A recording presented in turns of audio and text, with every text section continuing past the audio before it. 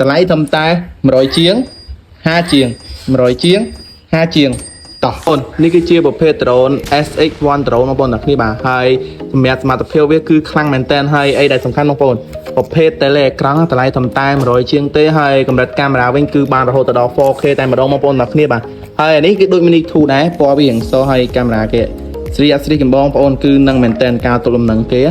ធូតម្លៃធូតែគុណភាព the best មែនតើចង់បានព័ត៌មានច្បាស់ឆាតចូលពេញបងប្អូនហើយវីដេអូ unboxing យើងនឹងធ្វើនៅតាមក្រោយទៀតហើយយើងមកប្រភេទទៀតគឺជាប្រភេទ drone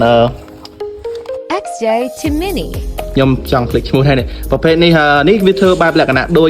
tele នេះ tele DJI Mavic 4 Mavic 4 DJI Mavic 4ហើយដល់ពេល drone វិញ DJI Flip បងប្អូនបាទអានេះហៅកូនកាត់ពីសាស drone នេះគឺស្អាតរូបរាងស្អាតដូច DJI Flip មែនតើយ៉ាងអានេះការពីស្លាមមកជុំវិញបងប្អូនតែទិញយកទៅរៀនលេងរៀនអីគឺត្រូវតែម្ដងបាទ